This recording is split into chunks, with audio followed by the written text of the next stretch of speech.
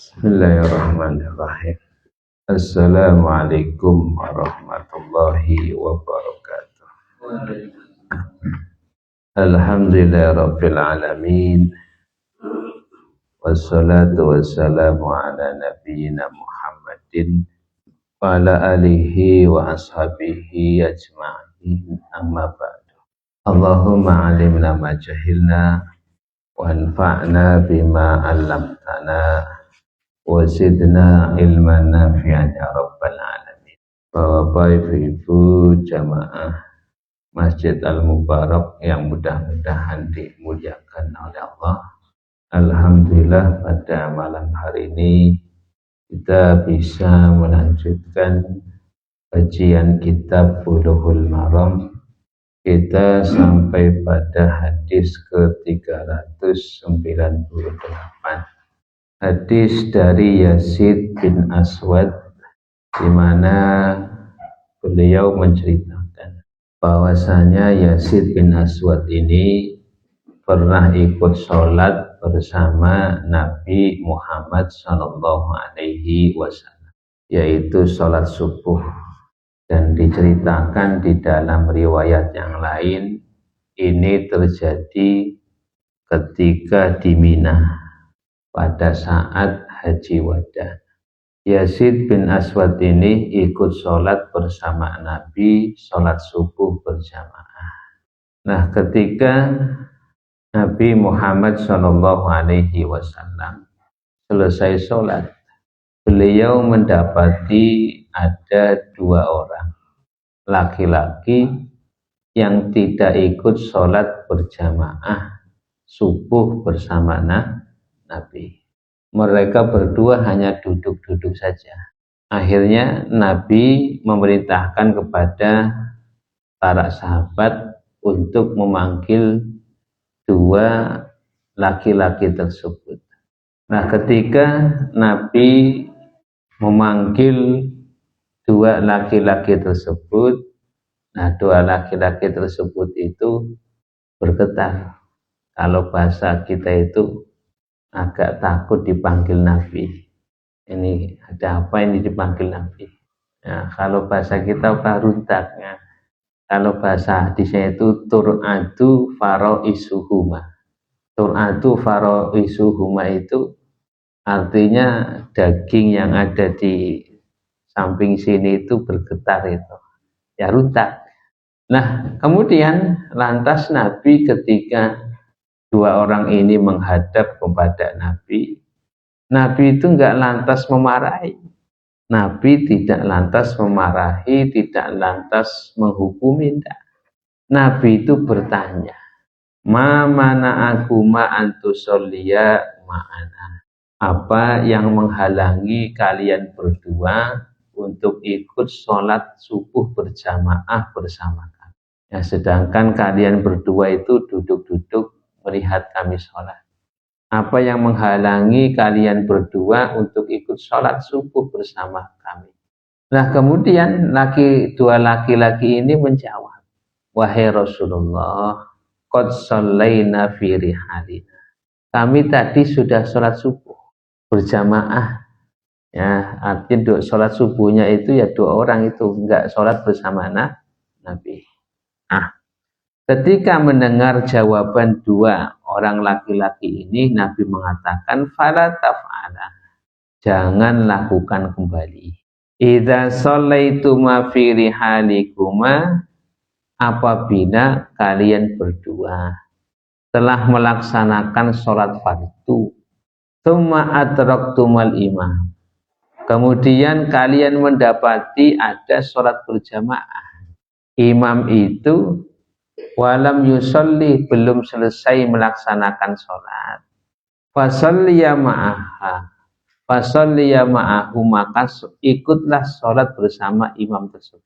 Fa innaha lakuma nafilatun, karena sholat yang kalian kerjakan bersama imam tadi dianggap sunnah. Nah, hadis riwayat Imam Ahmad dan Imam Salasah dan disahihkan Imam Tirmidzi dan Ibnu Hibban. Nah, dalam hadis ini Bapak Ibu ada beberapa pelajaran yang bisa kita ambil. Yang pertama berkaitan dengan adab dakwah, adab di dalam dakwah, adab di dalam amar ma'ruf nahi munkar. Apa adabnya? Adamul istijal fil hukmi alal akhar. Tidak terburu-buru di dalam menghakimi orang lain. Ketika ada seseorang melakukan perbuatan dan perbuatan itu dianggap mungkar, dianggap salah, maka jangan serta-merta menghukumi sebelum ditanyakan orang tersebut kenapa melakukan demikian. Karena seseorang itu melakukan kemungkaran, melakukan sesuatu yang salah, barangkali satu dia tidak tahu, yang kedua karena khilaf atau lupa, yang ketiga karena sengaja. Nah, kalau dia tidak tahu, ya kita kasih tahu. Kalau dia itu khilaf, lupa, kita ingatkan. Kalau dia itu sengaja, maka kita beri peringatan yang keras. Nah, itu jangan serta-merta menghukumi, karena tidak semuanya orang itu melakukan kemungkaran ya didasari karena apa? Kesengajaan. Tidak semuanya. Nah, maka di dalam hal ini jangan terburu-buru di dalam menghukumi orang lain. Nah, ini penting ya. Ketika seseorang itu melakukan sesuatu yang mungkar atau dianggap mungkar, jangan serta-merta kita itu menghukumi, oh si A ini kayak gini, si A ini kayak gini. Jangan. Ya, sebelum kita tahu alasan kenapa dia itu berbuat demikian. Ini berkaitan dengan adabud dakwah wal amr ya, wal amru bil ma'ruf wan nahyu 'anil munkar. Nah, kemudian Bapak Ibu yang mudah-mudahan dimuliakan oleh Allah, di dalam hadis ini diterangkan bahwasanya boleh mengulangi sholat fardu berjamaah. Boleh mengulangi sholat fardu berjamaah. Kasusnya adalah seperti yang dijelaskan tadi oleh Nabi. Apabila ada seseorang itu sudah ikut sholat berjamaah. Ketika selesai sholat berjamaah, kemudian dia itu pergi ke suatu tempat dan mendapati di situ ada sholat jamaah yang belum selesai. Maka bagaimana? Ya, disunahkan bagi kita itu jangan duduk-duduk, ikut sholat bersama imam. Dan sholat yang jamaah kedua itu dianggap sunnah. Maka konteks, kalau mau konteks sekarang, misalnya ada jamaah yang ada di sini itu sudah sholat di musolanya. Nah, ketika datang ke sini, ternyata di sini itu masih rakaat pertama. Jangan duduk, tapi ikut sholat maghrib, dan sholat maghrib jamaah yang kedua ini dianggap sebagai nafilah sunnah. Jadi konteksnya demikian. Ketika ada orang yang sudah sholat berjamaah, kemudian mendapati jamaah yang lainnya, maka dianjurkan untuk ikut berjamaah lagi, dan jamaah yang kedua itu dihukumi sunnah. Nah, Bapak Ibu yang mudah-mudahan dimuliakan oleh Allah, di dalam hadis ini juga menunjukkan bahwasanya Nabi Muhammad Shallallahu Alaihi Wasallam sangat menginginkan umat ini bersatu, umat ini berjamaah. Nah, jadi ini adalah ada hikmahnya. Jadi Nabi itu menginginkan umat ini bersatu berjamaah, ya, tidak sholat sendirian. Nah, kalau di sini sholat kemudian di sana sedang duduk-duduk, itu kan ya, nanti ada pandangan-pandangan yang tidak baik. Nah, Bapak Ibu yang mudah-mudahan dimuliakan oleh Allah, kita lanjutkan hadis yang ke-399. Hadis ke-399 ini termasuk salah satu hadis yang pokok di dalam masalah sholat berjamaah. Ini termasuk salah satu bagian hadis yang pokok di dalam menerangkan sholat berjamaah. Wa an Abi Hurairah radhiyallahu anhu, dari sahabat Abu Hurairah radhiyallahu anhu, qala, beliau berkata, qala Rasulullah sallallahu alaihi wasallam, telah bersabda Rasulullah sallallahu alaihi wasallam, innama ju'ilal imamu liyutamma bihi, hanya saja ju'ilal imamu, imam itu dijadikan sebagai imam, liyutamma bihi, supaya untuk diikuti.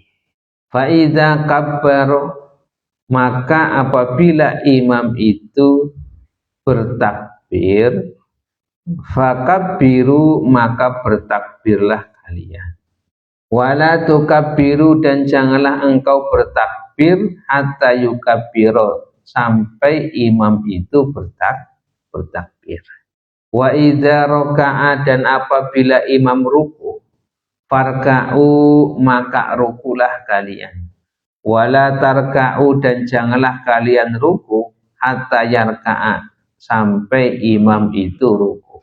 Wa idza qala, dan apabila imam mengatakan sami Allahu liman hamidah, faqulu, maka katakanlah kalian Allahumma rabbana lakal hamdu. Wa idza sajada, dan apabila imam itu sujud, fasjudu, maka sujudlah kalian. Wala tasjudu hatta yasjudah, dan janganlah kalian sujud sampai imam itu sujud.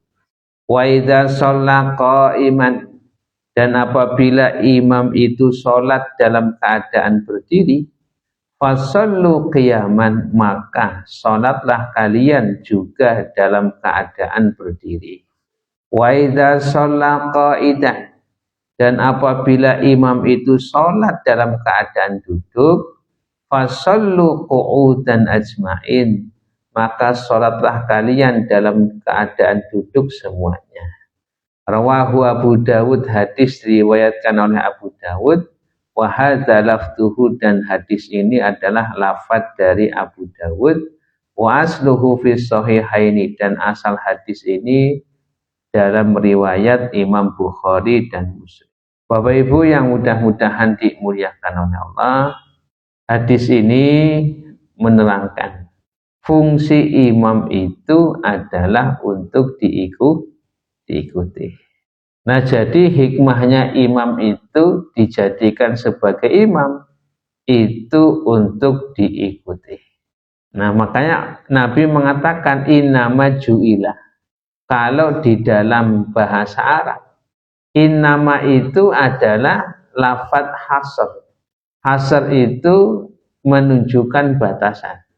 Artinya imam itu dijadikan imam ya untuk diikuti. Tidak boleh didahului, tidak boleh diselisihi, tidak boleh imamnya ruku kemudian makmumnya sujud. Ini namanya mukhalafatul lil imam. Tidak boleh musabaqatul imam, mendahului imam. Artinya imamnya belum ruku, makmumnya sudah ruku. Nah, jadi tidak boleh mukhalafah, menyelisihi imam. Tidak boleh apa? Ya, tidak boleh musabaqah, mendahului imam. Dalam hal apa? Dalam hal af'al wal aqwal. Dalam hal gerakannya imam dan ucapannya imam. Nah, bukan hayatnya imam. Contoh hayat siapa? Keadaannya imam. Misalnya imamnya itu setelah i'tidal, setelah ruku itu dia itu sedekap. Apakah sedekapnya imam itu diikuti? Itu enggak, itu hayat. Jadi keadaannya si imam itu tidak diikuti, tapi gerakannya itu yang diikuti. Jadi mengikuti imam itu dalam hal apa? Dalam hal af'al wal aqwal. dalam hal gerakannya imam dan ucapannya imam. Nah, kalau imamnya itu belum takbir ya jangan takbir. Imamnya belum ruku ya jangan ruku. Tapi kalau imamnya habis ruku kemudian sedekap, makmumnya apakah harus sedekap ya enggak? Nah, bisa dipahami ya. Jadi mengikuti itu dalam hal apa? Dalam hal gerakannya imam. Nah, jadi hikmahnya imam itu diikuti dalam hal gerakan dan ucapan. Nah, kemudian hadis Nabi Muhammad SAW menerangkan di sini bagaimana yang disebut dengan mengikuti imam. Fa'idza kabbaro fakabbiru. Apabila imam takbir, ya makmum ikut takbir. Wala tukabbiru hatta yukabbiru. Janganlah kalian itu bertakbir sampai imam itu bertakbir. Entah itu takbiratul ihram atau takbir intiqal. Jadi ketika imam itu takbiratul ihram, Allahu Akbar. Kalau sudah Allahu Akbar, di sini baru makmum itu Allahu Akbar. Nah, ketika imam itu ruku, Allahu Akbar, baru makmum Allahu Akbar. Jangan bertakbir duluan, ya, sebelum imam itu takbir. Nah, ini artinya apa? Mengikuti gerakan imam dan mengikuti ucapan imam, itulah yang namanya mutaba'ah. Nah, ini jangan jangan salah pemahamannya. Artinya ketika imamnya itu dalam keadaan i'tidal sedekap, itu sedekapnya tidak usah ditiru gitu. Ya, ketika imamnya itu ya dalam keadaan isyarat dengan jari itu, kemudian imamnya itu ya menggerakkan jari, apakah harus diikuti? Ya tidak. Mengikuti adalah gerakannya imam dan ucapan takbirnya imam. Ya, sesuai dengan tafsiran hadis ini. Wa idza raka'a farka'u. Dan apabila imam ruku, maka rukulah kalian. Jangan imam ruku kalian sujud, jangan. Itu namanya mukhalafah. Dan juga jangan musabaqah mendahului. Imam belum ruku, kalian sudah ruku. Makanya Nabi sampaikan wala tarka'u hatta yarka. Janganlah kalian itu ruku sebelum imam itu ruku. Nah, maka para ulama menyampaikan mendahului imam itu haram hukumnya. Mendahului imam itu haram hukumnya. Maka di sini ada rincian dari ulama. Apabila mendahului imam dengan sengaja, ini mendahului imam dengan sengaja, tahu imamnya itu lagi ruku, tapi imamnya masih masih berdiri, ternyata dia ruku duluan. Nah, maka kalau dengan sengaja, ini batal sholatnya. Nah, ini batal sholatnya. Nah, makanya ada ancaman dari Nabi Muhammad SAW.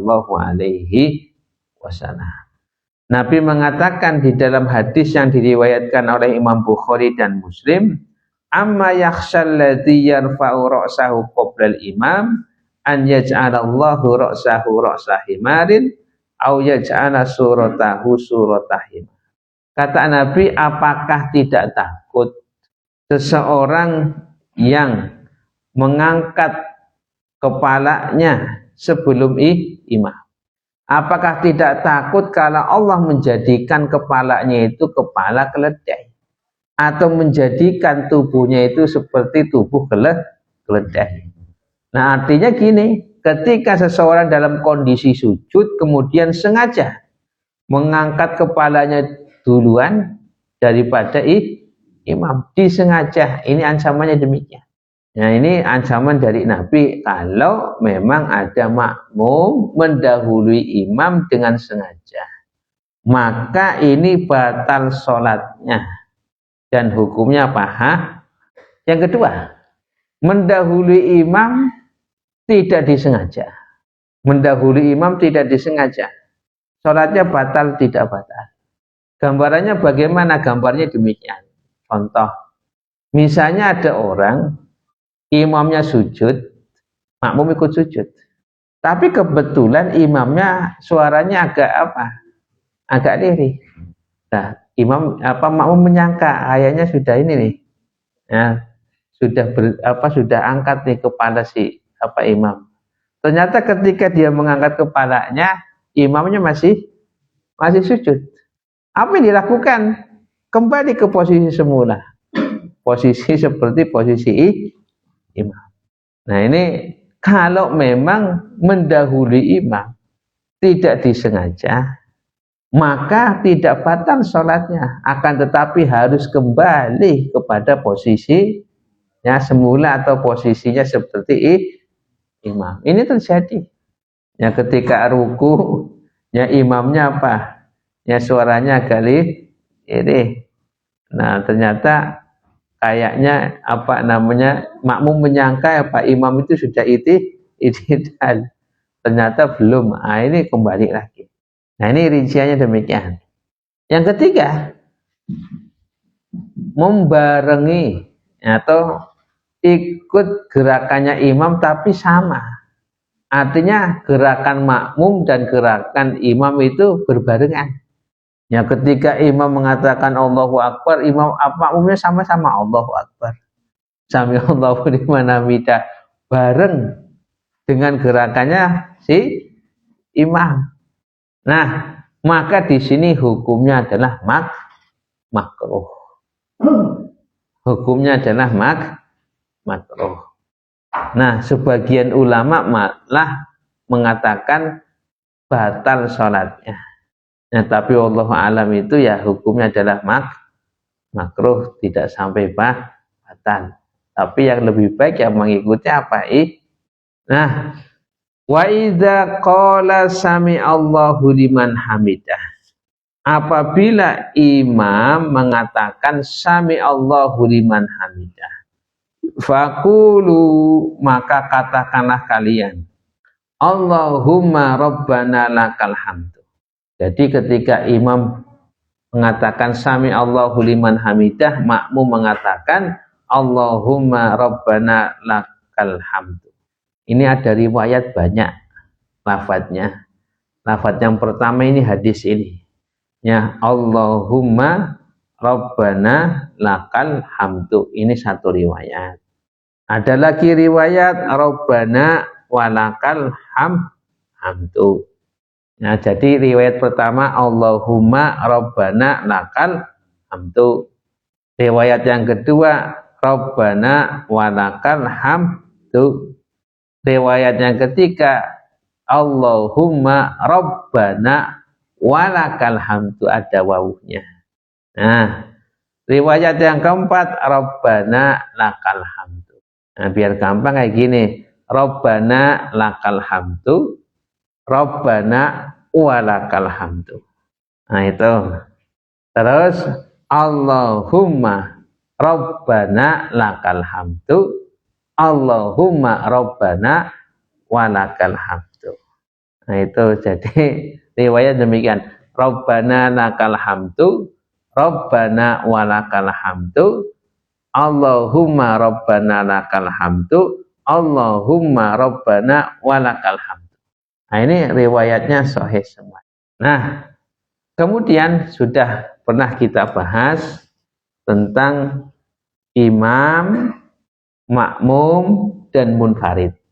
Apakah imam itu cukup mengatakan sami Allahu liman hamidah, ataukah digabung sami Allahu liman hamidah rabbana walakal hamdu? Begitu juga makmum, begitu juga munfarid. Maka di sini ada perbedaan pendapat dari kalangan ulama. Yang pertama, annahu yajma'ul imamu wal ma'mumu wal munfaridu bainal lafzaini. Ini pendapat pertama. Imam, makmum, munfarid itu orang yang sholat sendirian. Itu menggabungkan dua lafaz. Sami Allahu liman hamidah Rabbana walakal hamd atau Allahumma Rabbana lakal hamd. Ini bagi imam, bagi makmum, bagi munfarid. Ini pendapat yang pertama. Dulu sudah saya jelaskan itu. Nah, jadi entah itu imam, entah itu makmum, entah itu orang yang munfarid sholat sendirian, tetap Sami Allahu liman hamidah Rabbana walakal hamd. Nah, pendapat yang kedua, annal imama yaktasiru ala qauli sami Allahu liman hamidah. Imam cukup mengatakan sami Allahu liman hamidah. Wa annal ma'muma yaktasiru ala qauli Rabbana walakal hamdu. Dan makmum cukup mengatakan Rabbana walakal hamdu. Tidak usah mengucapkan sami Allah. Adapun munfarid wal munfaridu yasma'u bainal lafzaini. Adapun orang yang sholat sendirian gabung sami Allahu liman hamidah Rabbana walakal hamd. Nah, ini apa namanya pendapat pertengahan. Artinya imam hanya mengatakan sami Allahu liman hamidah. Makmum cukup mengatakan Rabbana walakal hamd. Sedangkan munfarid sholat sendirian sami Allahu liman hamidah Rabbana walakal hamd. Nah, ini pendapat yang kedua. Pendapat yang ketiga, annal imama wal munfarida yajma'u bainal lafzaini. Imam dan orang yang sholat sendirian munfarid itu menggabungkan sami Allahu liman hamidah Rabbana walakal hamd. Jadi imam dan munfarid itu menggabungkan sami Allahu liman hamidah Rabbana walakal hamd. Wal makmumu yaktasiru ala qauli Rabbana walakal hamd. Sedangkan makmum cukup mengatakan Rabbana walakal hamd. Nah, tiga-tiganya betul pendapatnya sesuai dengan hadis. Dan ini disebutkan oleh Syekh Shalih Ibn Fauzan rahimahullah ta'ala. Nah, jadi kalau memang pendapat pertengahan tadi, imam cukup mengucapkan sami Allahu liman hamidah. Makmum cukup mengatakan Rabbana walakal hamd. Kalau memang munfarid ya dibaca dua-duanya. Sami Allahu liman hamidah Rabbana walakal hamd. Nah, wa idza sajada fasjudu wala tasjudu hatta yasjuda. Wa idza sajada, dan apabila imam itu sujud maka sujudlah kalian. Wala tasjudu hatta yasjuda, dan janganlah kalian sujud sampai imam itu sujud. Nah, permasalahan berikutnya. Wa idza shalla qa'iman fasallu qiyaman. Apabila imam itu sholatnya itu berdiri, maka makmum ikut berdiri. Apabila imamnya itu dari awal itu duduk, maka makmumnya juga ikut duduk. Jadi demikian. Di dalam fikih al-qiyam berdiri. Nah, ini namanya al-qiyam. Berdiri itu para ulama menyampaikan termasuk bagian daripada rukun. Ya, rukun sholat. Dalam sholat fardu ya. Dalam sholat fardu itu termasuk bagian daripada rukun. Nah, di sini dijelaskan apabila imam itu sholatnya berdiri, makmumnya juga ikut berdiri. Kecuali kalau makmum juga ada uzur. Kalau makmum ada uzur ya sholatnya sambil apa? Duduk. Nah, tapi kalau memang hukum awal, imamnya itu berdiri, makmumnya apa? Berdiri. Imamnya duduk, ya makmumnya juga duduk. Kayaknya ini belum terjadi. Ya.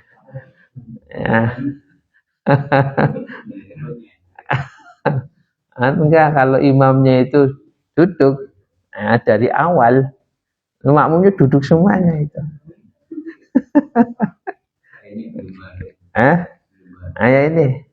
Ini ada apa namanya dalam riwayat yang lainnya.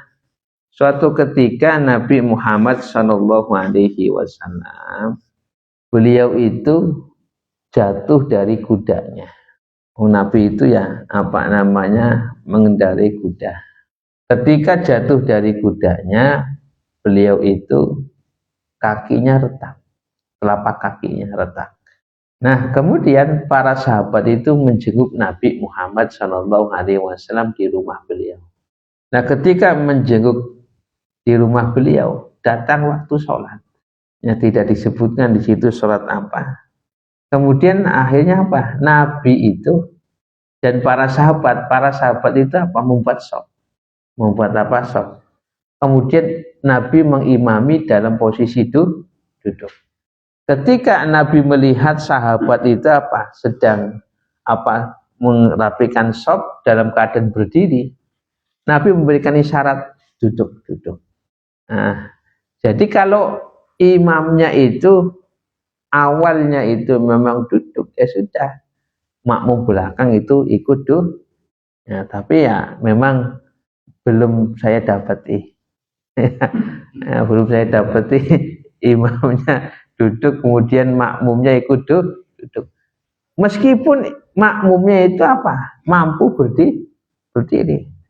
Tapi demikianlah yang dilakukan oleh Nabi. Kenapa demikian? Nabi mengatakan ketika selesai sholat, Nabi mengatakan, kalian tadi ketika saya sholat dalam keadaan duduk sedangkan kalian berdiri, itu kalian itu seperti orang-orang Persia dan orang-orang Romawi yang mana mereka itu apa? Mengagungkan siapa? Raja-raja mereka. Ya, maka kata Nabi, sudah, untuk menyelisih mereka, ketika saya duduk salam sholat, kalian juga ikut duduk. Nah, berbeda kasusnya ketika demikian. Imam dalam posisi berdiri, awal sholatnya berdiri. Ketika di tengah-tengah sholat, imam itu tidak sanggup berdiri. Akhirnya apa?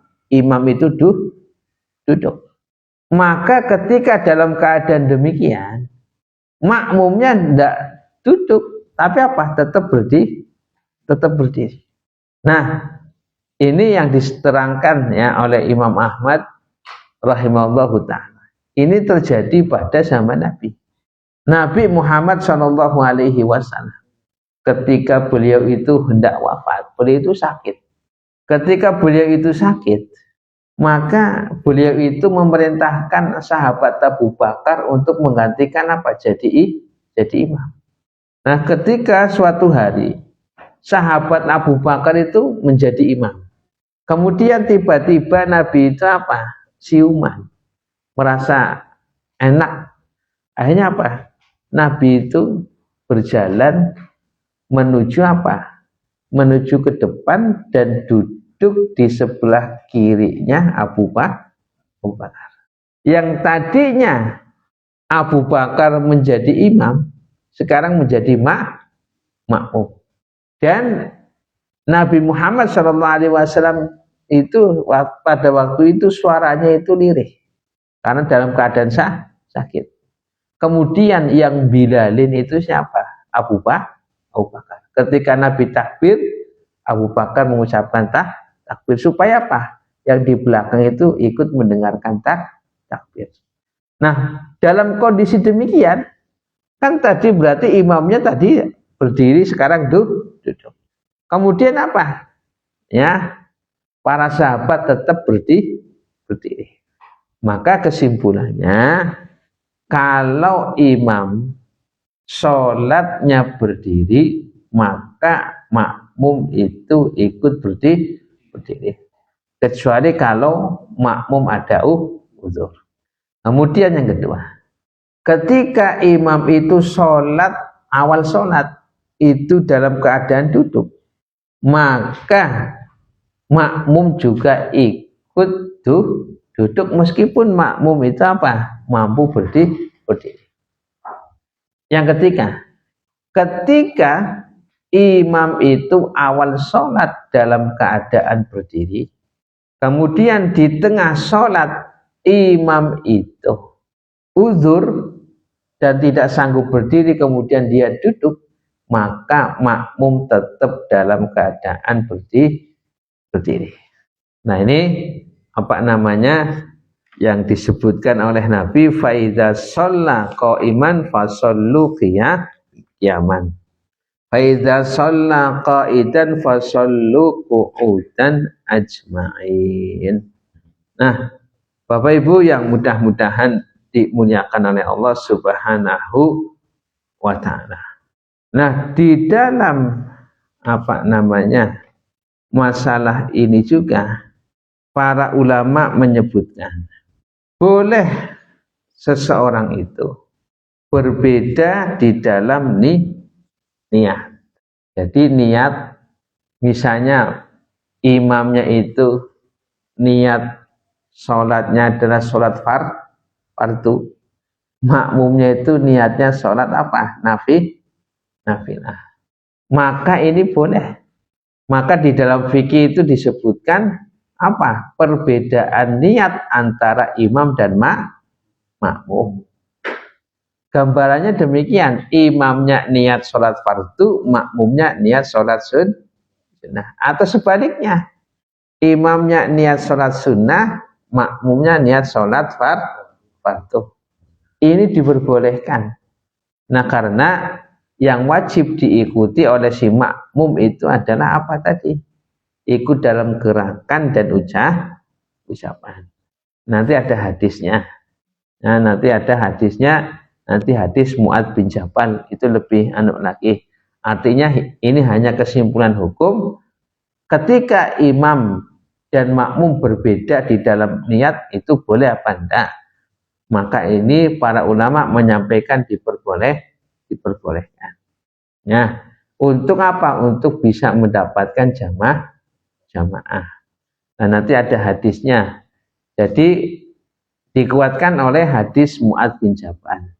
Jadi Mu'adz bin Jabal ketika sholat bersama Nabi, sholat Isya, sholat bersama Nabi, sholat Isya.